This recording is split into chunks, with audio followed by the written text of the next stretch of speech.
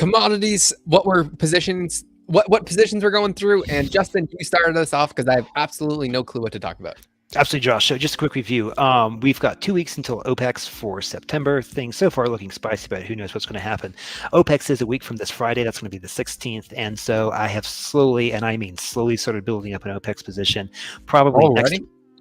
When I say slowly, I did pick up some calls for GME. I might reposition if they go up, but my expectation is for them to go down. Like I've learned in the past, I'm not shy about buying long theta on these calls. But again, I've just kind of barely started to enter. The curveball for me in all of this is Revlon. Very curious to see what's going to happen on that front. I was trying to reposition my 35 calls and thought I was being too cute. I was looking for a sub $1 entry, but that sub $1 entry has not yet come. So I've been licking my wounds and slowly buying back in. But that's kind of what I see going over the next 2 weeks. And then I was going to talk a little bit about commodities, because I do think that this is going to be a really important thing that's going to come up. Josh, you sent me that that tweet from a macro elf who had the link to Putin's speech talking about how Putin was basically saying, like, listen, inflation is going to shoot through the moon from, let's say, the dollar perspective, because there are too many goods chasing too few services. Commodities is what he was saying. Well, he essentially said that, like, we're moving away from a world where fiat matters to a world where real stuff matters. And he was like, we have real stuff, whereas everyone else, they need our stuff. So he was, I mean, this was a very strong speech. I'll try and find it and put it in the chat, because it was a declaration of, it's not like the recent Biden speech that we heard where he was coming after the evilish the satanic one. Yeah, I saw that one where he had the military behind him with the red background, extremely creepily just saying how everyone was the enemy. Putin was, he was making an intelligent speech about some next war plans. It was pretty serious, I thought. Yeah, no, and like I said, like when you look around, like it's I can't go down this rabbit hole, but I have. No, let's keep that off the channel. Anyways, the other thing I think too, we just did a video on it. I can't remember which channel it was on, but I think there's a geopolitical play going on behind the scenes in this. I'm fond of saying macroeconomics is downstream from geopolitics, and my suspicion is, as it's been for some time, and I was talking to Alex about this the other day, that Putin wants to redraw the map, or in the phrase that Putin wants warm weather ports, which he has in Crimea, but Crimea feeds into the Black Sea, and from the Black Sea to get to the Med, you need the Bosphorus, which means you need control of Turkey, or at least Turkey brought into the Russian sphere of influence. And then from the Med, there's 2 exits. There's the Strait of Gibraltar by Spain and the Suez Canal in Egypt. And so if Putin can bring in Turkey, Syria, peel away Egypt, he'll have a very good geopolitical advantage. But anyways, yeah, and another thing that I was actually thinking of, probably not a discussion for this subject, but I really am scared of being in the U.S., at least in the area that I'm in for the next, like, call it few years, maybe not in the immediate future, but with the way that things are progressing. And especially after Biden's speech and everything that's going on, I really don't think I'll feel comfortable being in the U.S. probably towards the end of next year, at least in the area that I'm in, going out for at least a few years until this kind of fourth turning lets itself out. Yeah, but see, the thing I would say on that front is, like, I think it's wise to be cautious, but what if you were someone with me, Justin, and I have extreme connections outside of the U.S. Like I can go off the grid 100,000 miles in acres, just in the middle of nowhere with Doug Casey or George or someone like that. Yeah, I can see the argument, but I would say that's the exception that proves the rule. Like, I do think there will be some unrest in the U.S. That's not to say it's going to be easy, but, like, as shitty as it's going to get here, it's going to get even shittier elsewhere. Like, that's kind of the frame. But the shittier it gets, the higher the dollar is going to go, and the stronger your purchasing power is going to be in those nations. Perhaps. But at the end of the day, it doesn't matter how strong the dollar is. There's only so many lifeboats on the Titanic. So, like, this is kind of the thing. Like, it's like when people talk, it's like when Michael Saylor talks about Bitcoin. It doesn't make any sense to attack the network economically. Well, yes, it doesn't make any sense to attack the network economically. But if you have a geopolitical reason, or if you have reasons above and beyond economics, like Saudi Aramco turning on the taps and flooding the world with oil because they're trying to send a message to destroy American shale production, whatever, you have these other things that come into play. And so, like, as bad as I I think it might get in the U.S., I suspect it'll be worse elsewhere. Now, if you're on a private compound in the middle of the Andes Mountains, that's self-sufficient and has a physical plant, power plant, garbage, like, okay, that's a different scenario. It's like me on the Giga Yacht. It's me on the Giga Yacht. So there's that, but I don't think many people have the access to it. Many people say, oh, it's going to get bad in the United States. I'm going to go to Mexico. I'm like, really? I mean, like, have you ever been abroad? Well, no, but I'm going to go there. Like, maybe, maybe I not. want to hear you reframe your decision after, because Justin will be down in Colombia with me September 29th, I believe. And when you see how sufficient and how many farms there are, like, I would like to hear if you reframe anything that you're talking about. Yeah, and I'll frame it right now. So I'll say Colombia. So there's two countries in South. Competency is a very rare bird to find in South America, but Colombia is competent. And the other country I've never been to, but I would be curious to check out, is Chile.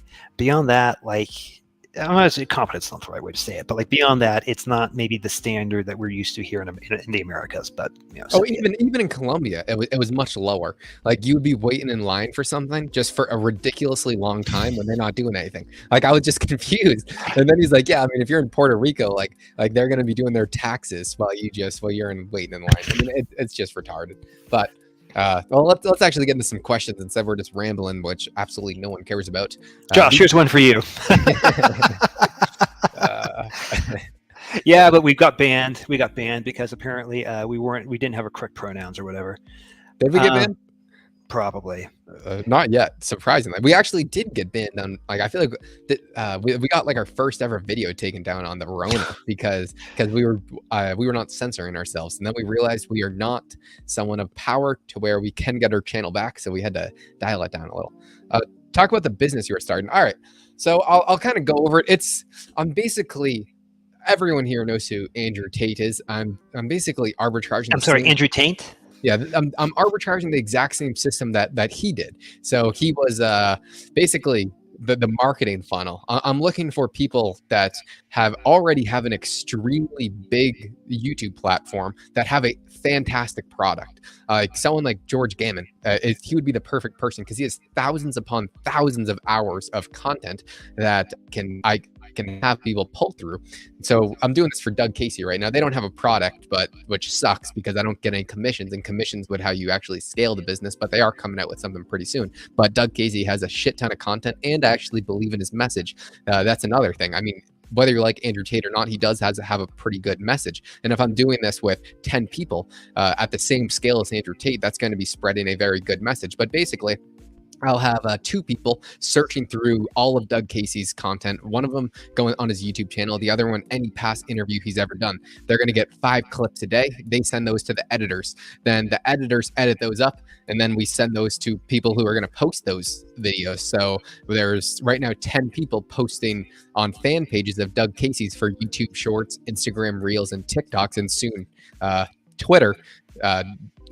Twitter feeds of just constant 10-15 clips of Doug Casey per day. And if you have 150 videos being posted per day because you have so many people posting them, you don't need them to do too well to get 100 to a few million views per week. And if there's a lot, I mean, this sounds pretty simple but there's a lot of things that will come up, problems that arise during this, and I've already have countless of those. And that's the whole essence of what a business is, and why business owners make a lot more than employees, because you have to solve these problems, fix them, and kind of innovate, which is actually good that there's a very high barrier to entry in this business, because if there wasn't, then I think it would get shut down very quickly, just because you're basically just spamming content. But I think many different ways around that for when those start to get shut down as well. So I'm going to scale this at an extreme level, because the only thing I need to increase the bottom line, basically you would just be selling his product, and you would be the sole commissioner, and you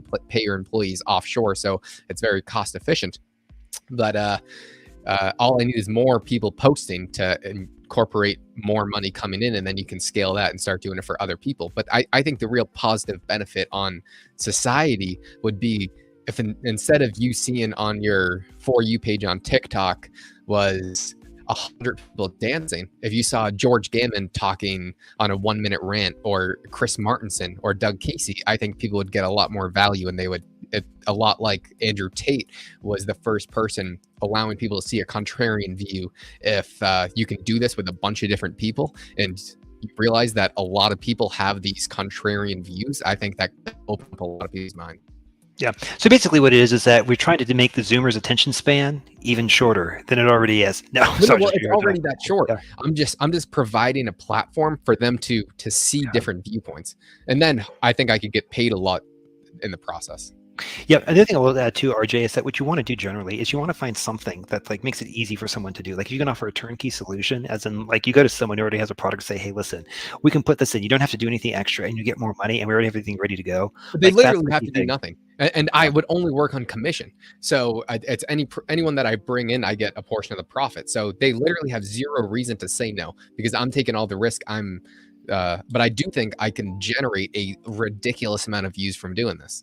Yeah. And so basically, views are potential customers. That's the only thing you have to think about. The only reason why a lot of these people are making YouTube videos and trying to grow their brand is because you can eventually sell them a product. Because the more subscribes you have, is the more potential customers you have. The more potential customers you have are more people in your wallet. And I think I have a way to get more eyes, aka more customers, for no additional cost.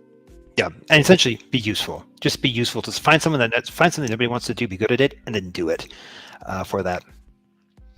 Let's see. What are you fellas getting for GME calls this week? I am picking up. I think I'm picking up 30s is what I've been picking up. Pretty far dated, but like I'm cautiously starting to step back into OPEX. Probably starting after earnings. So probably early the week after next is when I'll start putting on some serious positions for GME. Yeah, I'm not going to do it until the upcoming OPEX. I have a lot of travels coming up in the next few weeks, so I'm going to have to be pretty just riding Justin's coattails a bit, which I've kind of been doing for a while. Thoughts on BBY CFO committing suicide? Yeah, I mean, he offed himself this morning, which it's sad news, of course. Of course. What do you think of any conspiracy theories around it, Justin? Did he have dirt on Hillary Clinton? No, excuse me. People typically don't throw themselves off buildings because they're in a good mood. The way I would say is the plot thickens. I know that everyone likes to shout crime, and I actually don't know what to make of it. I mean, it's so ambiguous to say. We've said it so many times, but like, why is it that whenever like weird shit happens, it's always the same problem children? It's the meme stocks, but well, it's also what we hear about though, because we live in an echo chamber where that's all we look at, and when you're watching it nonstop. I mean, this is also coming at the backdrop when they cut 20% of the staff and they're closing like a quarter of their stores worldwide. So like I don't know if he offed himself because of business issues, because of if it was a conspiracy theory. You really right now I don't know if you can really tie any of those strings together. Yeah, like I would say there's smoke. I can't see the fire, but again, where there's smoke, there typically tends to be fire. Let's see. What are your thoughts on JP Morgan sponsoring Citadel as a DTCC member? I didn't actually know that. Yeah, I would have assumed that they were already a DTC. See, this is the thing that this shows my weakness or whatever, right? So let me pull the question back up again. See, like when they say member, I don't understand what member entails. Like, are there various levels of membership? Were they not already that? Like, this shows how ignorant I am, and again, hat tip to Pi-Fi and their crew, because like they'll go through and like read all. They go through and read the ins and the outs of this garbage. So, not anything intelligent to add to that. I didn't even hear about that, but that's pretty funny. And yeah, I don't know if every single DTCC member will have a direct account with the Fed, or kind of what it really entails either. I didn't know there was multiple different layers of DTCC members. I don't know if there is or isn't. What's up, fellas? Bolt College? Yeah. I mean, I did a video with George on his channel kind of talking about, and I was so scared. Like doing these videos, it's completely fine. Like my blood pressure's low, but during that, my heart was pounding. I mean, at one point I was talking, my mind went completely blank, and I just said shit super loudly. And it was tough because you don't really think it's that hard, but there's just extreme pressure under that circumstance. And that's what I'm really trying to get better at, those high intensity moments where I fumbled the bag big time there. Yeah. Single stock. So, don't know what to make of it. It seems like ETFs, there might be, or if I had to guess, one of the reasons that ETFs have exploded is that they're a way to get liquidity. I mean, that might be one of the reasons that they exist. I do like that, was it TSLQ? Whenever I want to go short Tesla, I just start buying calls on TSLQ. So it's like Why would leverage you on buy leverage. puts? Oh, because you can get leverage upon leverage. No, puts are just the same thing as calls. No, but like if you're buying into like a leveraged Tesla short. Oh, it's actually a leverage short. Yeah, I didn't it's know. a leverage short. Yeah. So yeah, it's a leverage short Tesla, then you buy calls on that. Gotcha. yeah. So it's like incredibly degenerate. Yeah, you can make a decent chunk of money. Yeah. I imagine eventually you need to show your medicine card just to buy food or anything. Things could get interesting here. Yeah, Ethan, it seems like things are really going that way. And one of my other jobs for Gammon is I have to kind of explain his whiteboard videos. And he just did a whiteboard video a few days ago that I had to explain. That was basically talking about this with a central bank digital currency. Now what they're trying to push out is Fed Now, which will basically mean that all the big banks will have an account with the Fed. And instead of wiring to each other, instead of the banks having to settle at the end of the day, which they do right now, like we can see this with trillions of dollars in. Dude, you gotta stop for a second. Sorry, I'm being distracted right now. Basically, these banks are. They would no longer have to settle with each other because it would all be on the Fed's balance sheet. And if that's the case, they wouldn't need to make loans to make money because they could just go in the Fed's books. And if that was the case, who would they make loans to? They would make loans to whoever's pushing the narrative the best. And let me just call that, like, I called that 2 months ago with the Fed crossing the chasm. Because remember, I said the Fed needs a handmaiden in the commercial banking system. The Fed can't necessarily print money, but they can get bogus loans to be created, and you just flip the asset back into the Fed's balance sheet. Who called that one? I called that one. Justin, that's all bow down to you. Bow down to the Serpent King. But I do think you will need to show, if not your Vex card, you'll have to show your I am woke card. Basically, if I don't support the current thing, like then you're bad and you can't buy groceries. Belize is super nice, but humid is healthy. I've never been. Have you been to Belize, Justin? No. I typically don't go to Central America. Central America and the Caribbean, I kind of view it as like camping in the backyard growing up in Houston. Like, nothing against it, but like it's just whatever. I'd go somewhere else. Yeah, I've never been to Belize. I do want to go to the real estate guys Belize investment conference, though. I'm hoping to go next year. It's expensive. Okay, so RJ, here's the thing on this front. Like, actually, wait, before Justin answers that, I want to, just because I want to, and fuck you, Justin. Yes, you can, if it's like a $10 million mansion and you can rent it out for 20 grand a month. Yeah. So to answer your question, RJ, there's a diseconomy of skill in real estate. Generally, you get the highest yield by having actually the smallest place. Think like I got this from Scott Myers, but like you want to buy it by the gallon and sell it by the shot. So what I found is that as like a cottage industry, let's say you already have like your main job or whatever, right? You can probably do up to about 4 single family rentals, just like kind of off to the side. 4 is where it starts to get interesting, because 4, or let's say 5 and beyond, it's too big to be small, but it's too small to be big.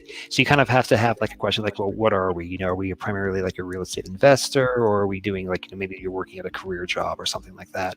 But the answer is 1, no. 4, you could probably you could get a quad and live in one of them, rent out the other 3. That's what I would if I was going to college. That's 100% what I would do if you were forced to live somewhere. Do you think that's a bad idea? Let's say I get a quadplex. No. So yeah, the reason you would do that is because you can still do traditional. So assuming if you're doing it at school, you could rent it out by the bed, which would be even better. Yeah, and the other thing too on that is that like you can get traditional financing on that thing too. Assuming you've got a credit score and income that can support it. So, but you can't do more than a quad for, at least when I realized, it's been a few years, but I think a quad, you can still do traditional Fannie and Freddie paper. Which means you can get 30-year fixed rate, which means you're artificially short the dollar.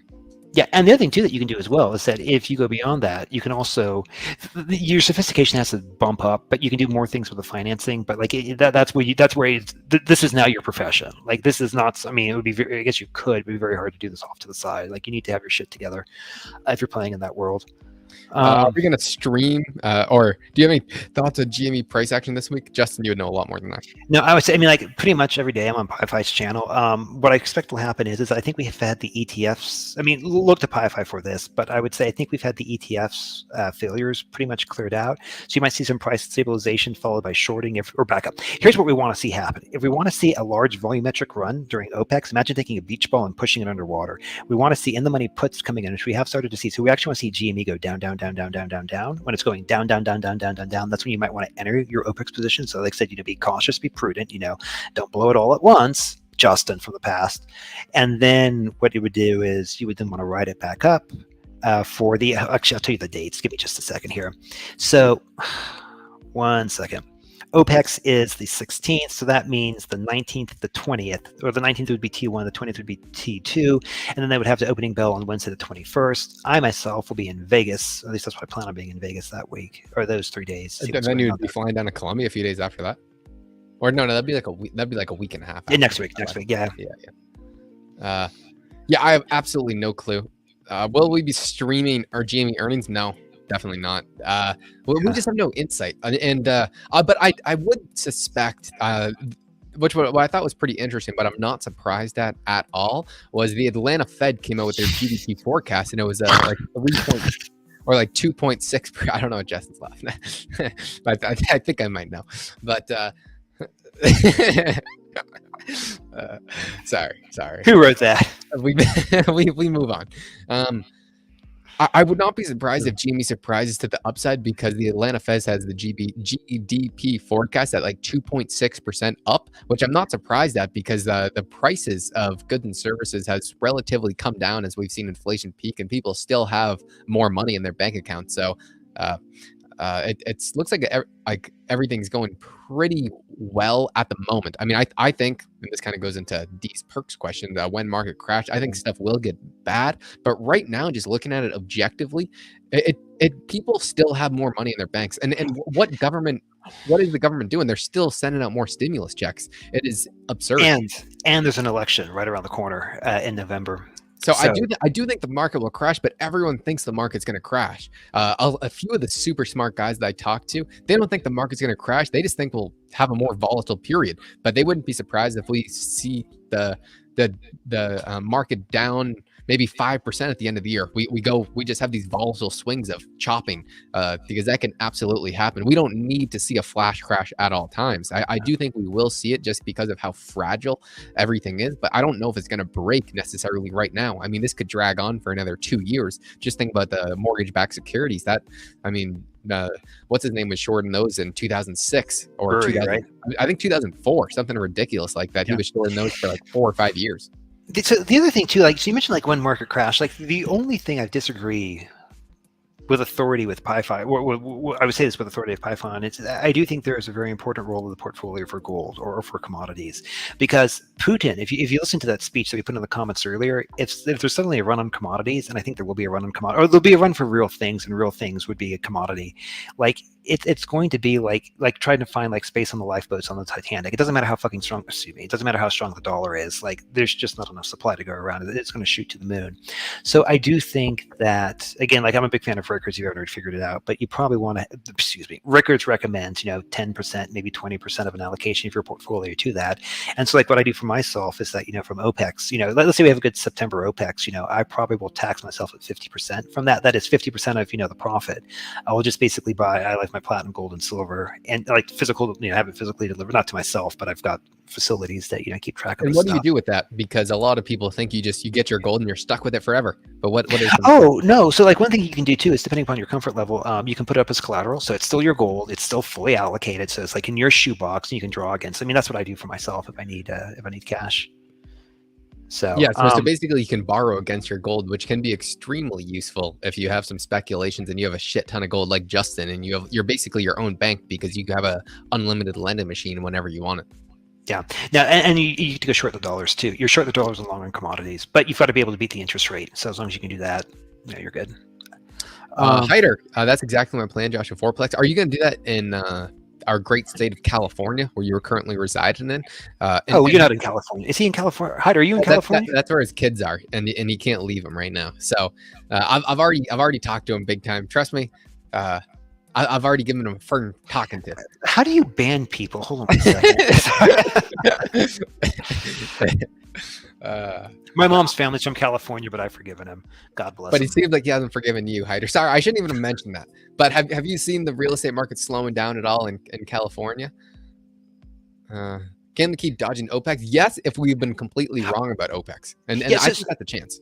Yeah, D's, but here's the thing with this coming in. So remember, we've got the split. Because, see, this is where, again, like, I have incredibly a lot of respect for Girk here.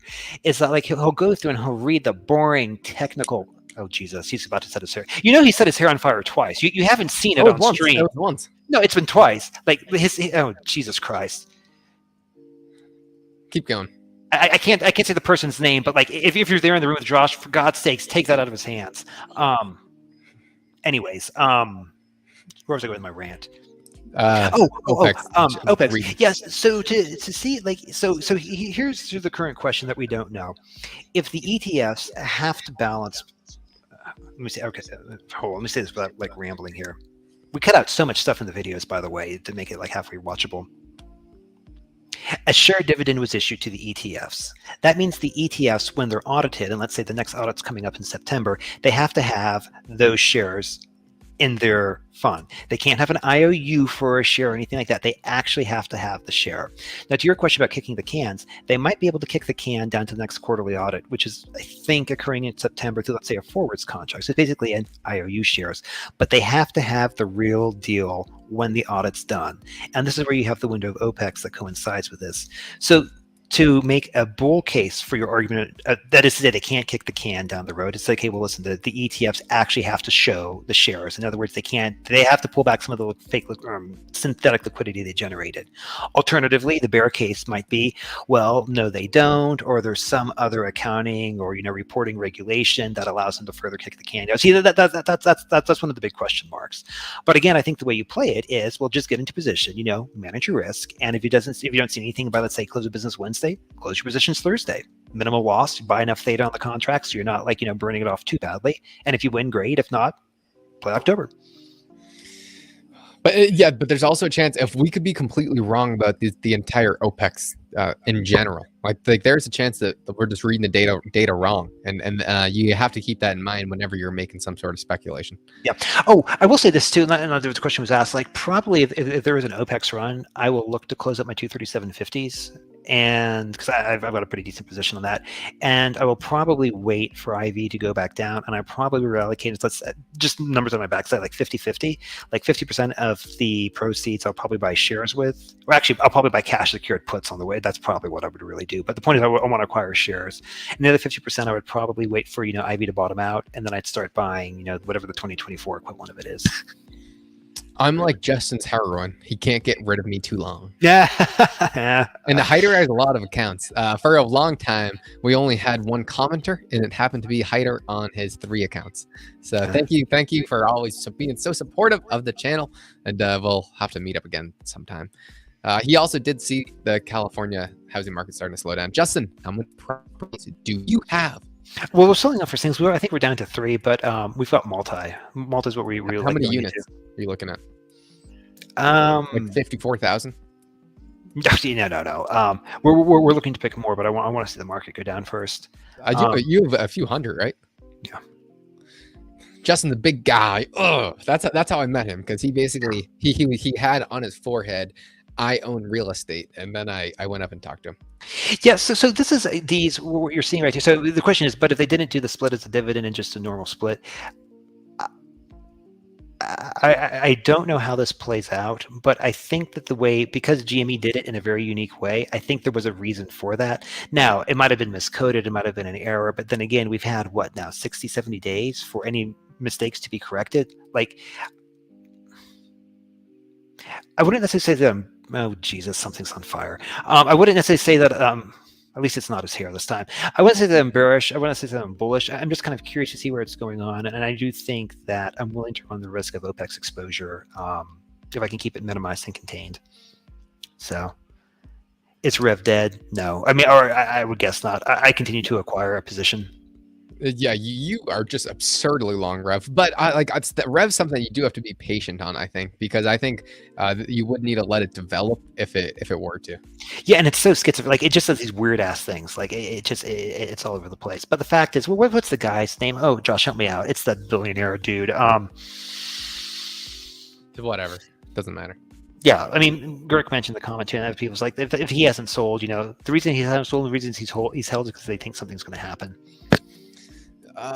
It seems like the questions are pretty much dried up. What else is going on in your life, Justin? Well, we'll give you a sneak preview on a video that we're going to do on our second channel, which is kind of our main channel now because we make way more videos on it. But here's how Justin is going to get in contact with the CEO of a big time airline.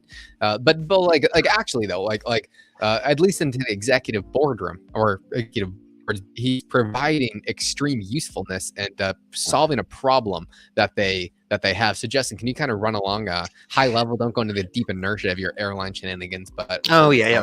So where I first actually learned about economics was through like gaming and arbitrage of frequent flyer points, and it's a small community, but like once you get to know the ins and outs, you can do some really cool things. And one of the things I've learned from that front is through long story is that if you can get in touch. So first off, public officers, you can kind of find out who they are. I don't want to say stalk them, but like if you just type up a letter and like you FedEx it or you send it, like I mean, make it formal, like make sure your etiquette's correct, dear so and so, whatever, right? Make it one page, don't make it a rant, and be useful. So we were talking about jobs earlier, like do something that's useful. And so in this particular situation, there's a very esoteric airline concept here that United needs, that I think can do better on, and it actually draws back into this concept of supply and demand, where there's too many currency units chasing too few like products to buy. In this case, it's upgrades. And I think that one of the cool things that United can do right now is that they can go a little bit what they're called like off-roading and try some new things under the guise of, well, we're trying to restructure for COVID or whatever. And so they can sample some few things, but do so in a way that's very non-intimidating, very non-frightening, and do so in a way where it's like, if they only want to do it one time, they say it was a one-time thing, but it would make sense to go on, they can go on. But here's the key.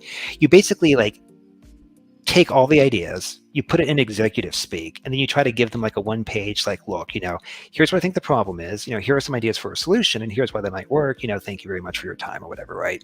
The worst they're going to say is no or ignore you. But the best is you'll get through to someone, and generally you'll get a response and a follow-up. And sometimes you even get through to like, the mid-level. See, the real secret in this is you kind of want to get to like the high mid-level. So in this case, you don't necessarily need to deal with it. I mean, the CEO or board member might be the entry point, but you're really looking for like a, senior vice president who's in charge of like a division. Like that's the real target that you need to get through. And generally what I found is, people, especially large corporations, they might be incompetent in their own ways, but also very competent in other ways. They probably have thought about it. But the cool thing is if you have a customer that's writing in executive speak, that's not like ranting, saying, oh my God, you can't do anything right. No, you don't do that. Be very respectful, try to be positive.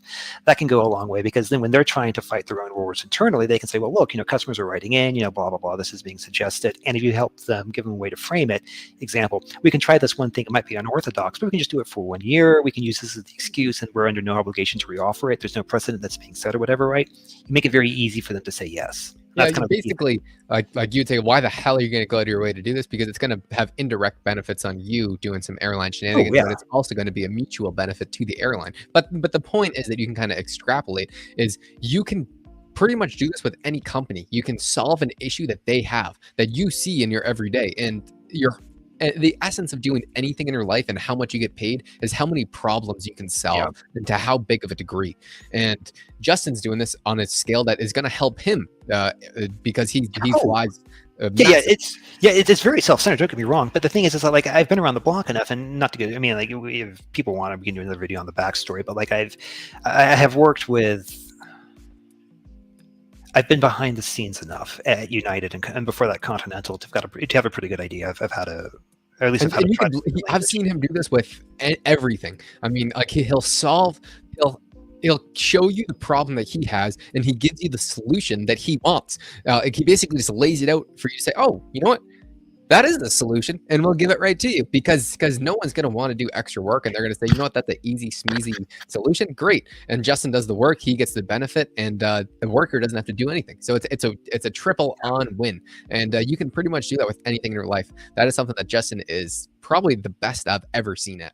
So let's get into some more questions. It's funny how the U.S. is freaking out over 8% inflation while the rest of the world is getting supply freezing and hyperinflation. Yeah, I mean, I am terrified for Europe, but in an exciting way because those guys can go fuck themselves.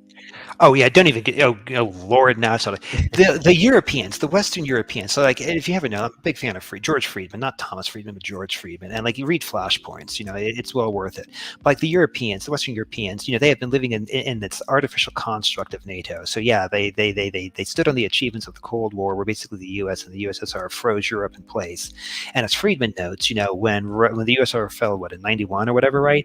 Yeah, Europe had peace from 91 to 2008, but in 2008, when Lehman Brothers fell and Putin invaded, it wasn't Georgia, it was what was it? It was Lithuania, whatever. Putin did that, military exercise, whatever, right? History started again, and Europe suddenly realized that, well, listen, peace and prosperity are really good, but if the EU is founded upon peace and prosperity, if you take away the prosperity, you also take away the peace. Like Europe, like these arrogant Europeans, they have. Yeah. The rest of the world, no and the dollar just continues. Seems like it's going to continue to get stronger, which is going to put the rest of the world into an even deeper state. But that also provides opportunity, because if you go offshores and the dollar continues to get stronger, you're not going to experience any inflation. You're going to actually have extreme deflation, and goods and services can be extremely straight. If goods and services can actually, the dollar is probably very strong in Venezuela, but the supply chain might not be there. I mean, like, you really, I'm talking need about more the mid-level third world countries. Like I would say the upper third world countries. When we go to Medellin, I think you're going to see how competent it is. I mean, it's definitely not.